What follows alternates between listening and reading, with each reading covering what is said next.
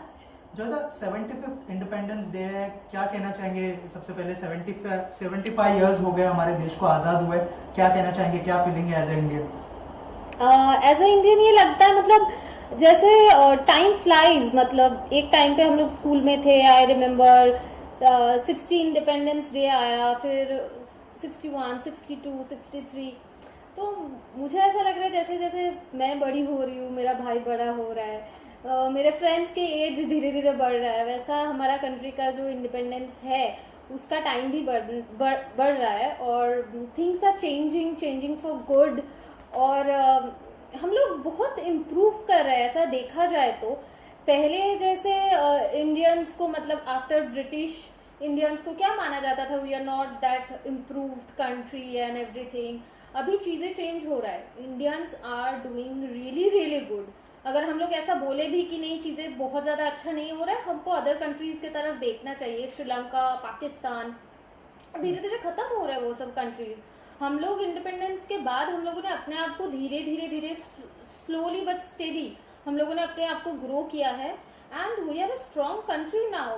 आप देख सकते हो कि यूएस एंड रशिया सारे कंट्रीज हमें आज एक स्ट्रॉन्ग कंट्री की तरफ से मानते हैं, हमारा ओपिनियन लेते हैं।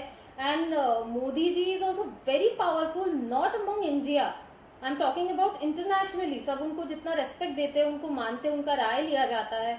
सो it's not easy, and obviously हमको और भी इम्प्रूव करना है आगे technologically and in every way. Indians are internationally everywhere they are doing good, and as a Indian I am very proud. और मैंने कभी कभी देखा है कुछ लोग बोलते हैं अरे इंडिया मैं तो दुबई शिफ्ट हो जाऊंगा, मैं तो यूएस शिफ्ट हो जाऊंगा। बट नो, आप जब तक 15 दिन के लिए कहीं पे घूमने जाते हैं ना, या 10 दिन के लिए कहीं पे घूमने जाते हैं, ऑफकोर्स आपको अच्छा लगेगा क्योंकि आप नए नए चीजें देख रहे हो। बट रहने के लिए I think India is the best country. Right. इसके अलावा जो हीरोज ने हमारे कंट्री के लिए बलिदान दिया है, वो फिर इंडिपेंडेंस के पहले हो भगत सिंह, राजगुरु, और इंडिपेंडेंस के बाद खुदीराम बासु, हाँ, नेताजी तो सुभाष चंद्र बोस के बारे में भी एग्जैक्ट सुभाष पता चंद्र नहीं बोस। चला उनके साथ क्या हुआ है। बट आई थिंक अगर इंडिया इंडिपेंडेंट हुआ है तो अगर मेरा एज अ पर्सनल व्यू पूछा जाए तो मुझे लगता है सबसे स्ट्रॉन्ग रोल जो है वो नेताजी सुभाष चंद्र बोस का है। Right right. तो ये इन जो हीरोज है उनका बहुत ही बड़ा रोल है हमारे देश को इंडिपेंडेंस करने में। तो आज के दिन पे क्या क्या कहना चाहेंगे उनके बारे में आप? उनके बारे में जितना भी कहा जाए एक्चुअली वो कम होगा। जस्ट मुझे ऐसा लगता है हम लोग जब स्कूल में पढ़ते थे नेताजी सुभाष चंद्र के बारे में पढ़ते थे, और खुदीराम बासु के बारे में पढ़ते थे। As I am from Bengal, मुझे बंगाल के बहुत सारे हीरोज के बारे में पता है। तो जब पढ़ते थे ना तो इतना, तब हम लोग पढ़ते थे एज अ चैप्टर, बट होता है ना टाइम के साथ साथ जब मेच्योरिटी आया तब उनका एग्जैक्टली कंट्री के लिए प्यार जो है, जिसके लिए मतलब for for their life is nothing in front of country, for them like country is everything. वो जो चीज़ है, जितने बड़े होते हैं हम लोग आई थिंक वी रियलाइज, और उनके बारे में जितना भी बोला जाए कम है। बट जितने भी बच्चे हैं उनको ना पता होना चाहिए उनके बारे में, मुझे इतना ही लगता है, और हमें उनको याद रखना चाहिए। That's it. और 75th इंडिपेंडेंस डे के मौके पर जो स्पोर्ट्स पर्सन्स ने जो गिफ्ट दिया है हमारे देश को, जो इतने सारे मेडल्स और इतने सारे जो गोल्ड सिल्वर मेडल इतने सारे जो लाके दिए, क्या कहना चाहेंगे उस बारे में?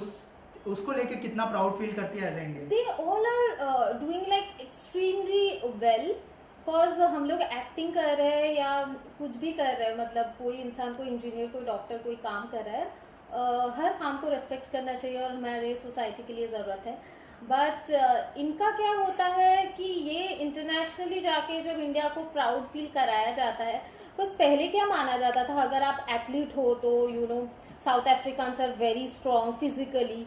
हाँ, if someone is from US और यूरोप, उनको फैसिलिटीज बहुत ज़्यादा मिलता था, एडवांस टेक्नोलॉजीज जो आता था, कोई भी स्पोर्ट्स के लिए, गेम के लिए कैसे खेला जाता था उनको पता चलता था। बट हमारे मैं सोचती हूँ, मतलब अभी मैंने हेमा दास का भी देखा है, she is from a very poor middle class family, और शायद उनके पास उतना पैसा भी नहीं था, चीज़ें भी नहीं था, फिर भी उन्होंने जो उनके अंदर पैशन था, और उन्होंने जो, she is a Bengali girl, I know her story, I heard her story. तो ये सब चीज़ इतना ज़्यादा नहीं है, फिर भी उन्होंने इंटरनेशनली जो कंट्री को रिप्रेजेंट किया, और ये बहुत बड़ी बात है I think, to make us feel proud right internationally. Of course we are very proud as Indian. Right और बचपन की कुछ अगर मेमोरी शेयर करना चाहे इंडिपेंडेंस डे की, स्पेशली अगर कुछ बताया, आपकी स्कूल में कैसे सेलिब्रेट करते थे, घर पे कैसे सेलिब्रेट करते थे आप? Yeah, I remember I'm from Durgapur Girls High School. It's in Durgapur. It's a government school.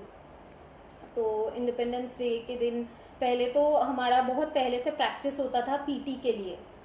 और कुछ I was not a good dancer, मुझे स्कूल में डांस ग्रुप से निकाल दिया गया था because I was not that good, but we use to do PTs and everything. फिर जो फाइनल पीटी का जो डे रहता था वो 15 अगस्त होता था, और पीटी के बाद फ्लैग होस्टिंग के बाद हम लोग, और भी जो नेशनल एंथम बजता था उसके बाद हम लोगों को बहुत सारा एक टिफिन बॉक्स टाइप मिलता था. बॉक्स में उसमें लड्डू और बहुत सारा खाना होता था, स्वीट समोसा ये सब स्कूल में. That's a nice memory. Right lastly Joita, कोई गाना अगर गुनगुनाना चाहे आप इंडिपेंडेंस डे के खास मौके पर?